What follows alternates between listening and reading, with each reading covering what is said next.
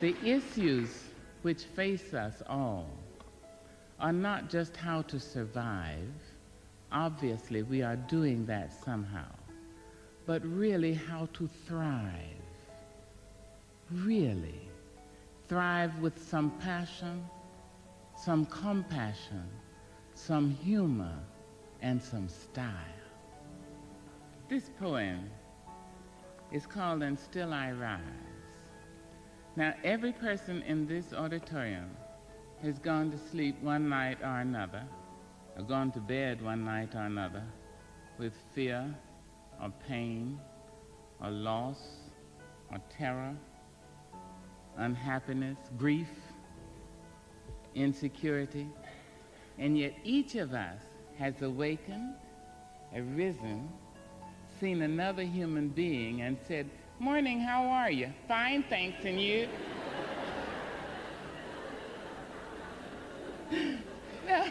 Now, wherever that abides, whether it's behind the kneecap or in the bend of the elbow or between the teeth, wherever that is, lives, there we will find our nobleness. Not nobility, I think that's a pompous word, but the nobleness of the human spirit, that we rise. You may write me down in history with your bitter, twisted lies. You may trod me in the very dirt, but still like dust, I'll rise. Does my sassiness upset you? Why are you beset with gloom? Just because I walk as if I have oil wells pumping in my living room.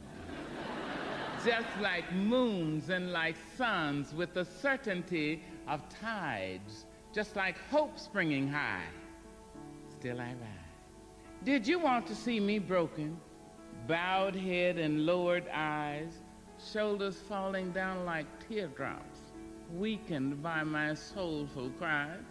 Does my sassiness upset you? Don't take it so hard just because I laugh, as if I have gold mines digging in my own backyard. You can shoot me with your words, you can cut me with your lies, you can kill me with your hatefulness, but just like life, I rise. Does my sexiness offend you? Oh. Does it come as a surprise that I dance as if I have diamonds at the meeting of my thighs? Out of the huts of history's shame I rise. Up from a past rooted in pain I rise. A black ocean leaping and wide, welling and swelling and bearing in the tide. Leaving behind nights of terror and fear I rise. Into a daybreak miraculously clear I rise. Bringing the gifts that my ancestors gave. I am the hope and the dream of the slave. And so, wow. There I go.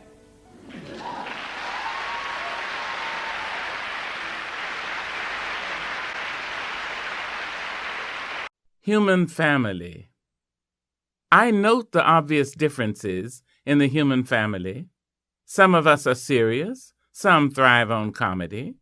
Some declare their lives are lived as true profundity, and others claim they really live the real reality. The variety of our skin tones can confuse bemused delight, brown and pink and beige and purple, tan and blue and white. I've sailed upon the 7 seas and stopped in every land. I've seen the wonders of the world, not yet one common man. I know 10,000 women called Jane and Mary Jane. I've not seen any two who really were the same. Mirror twins are different, although their features jibe, and lovers think quite different thoughts while lying side by side. We love and lose in China. We weep on England's moors, and laugh and moan in Guinea, and thrive on Spanish shores. We seek success in Finland, are born and die in Maine. In minor ways we differ, in major we're the same. I note the obvious differences between each sort and type, but we are more alike, my friends, than we are unalike. We are more alike, my friends, than we are unalike. We are more alike, my friends, than we are unalike.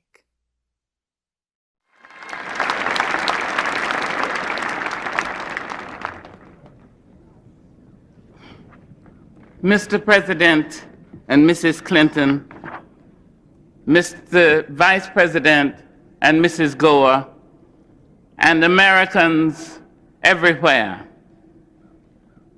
A rock, a river, a tree, hosts to species long since departed, marked the mastodon, the dinosaur, who left dry tokens of their sojourn here on our planet floor. Any broad alarm of their hastening doom is lost in the gloom of dust and ages.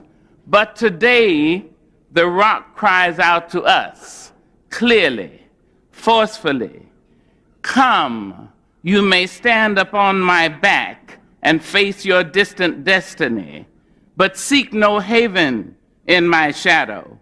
I will give you no hiding place down here. You, created only a little lower than the angels, have crouched too long in the bruising darkness, have lain too long face down in ignorance, your mouths spilling words armed for slaughter.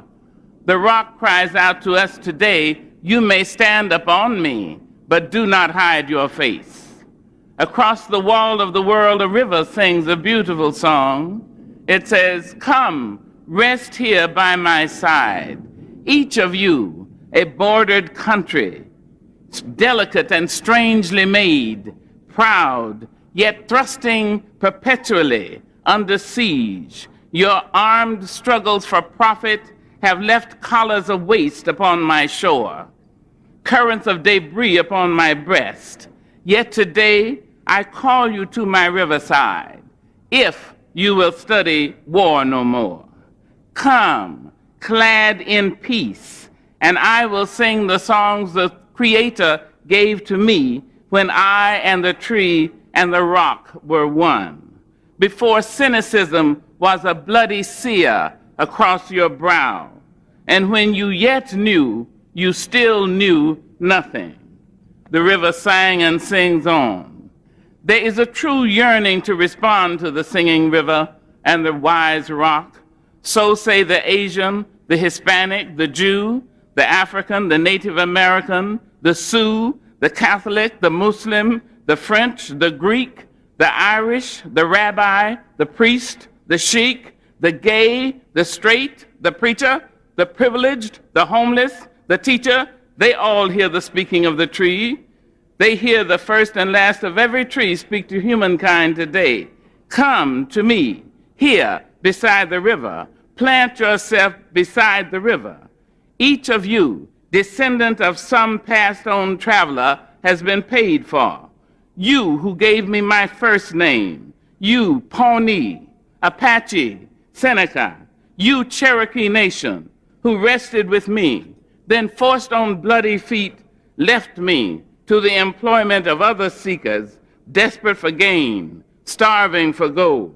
You the Turk, the Arab, the Swede, the German, the Eskimo, the Scot, you the Ashanti, the Yoruba, the Kru, bought, sold, stolen, arriving on a nightmare, praying for a dream. Here, root yourselves beside me. I am that tree planted by the river which will not be moved. I the rock, I the river, I the tree, I am yours. Your passages have been paid. Lift up your faces.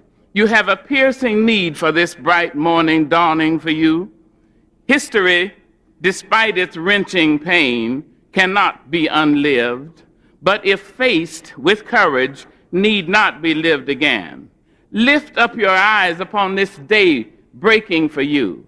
Give birth again to the dream. Women, children, men, take it into the palms of your hands. Mold it into the shape of your most private need. Sculpt it into the image of your most public self. Lift up your hearts. Each new hour holds new chances for new beginnings. Do not be wedded forever to fear, yoked eternally to brutishness. The horizon leans forward, offering you space to place new steps of change. Here, on the pulse of this fine day, you may have the courage to look up and out and upon me, the rock, the river, the tree, your country. No less to Midas than the mendicant, no less to you now than the mastodon then.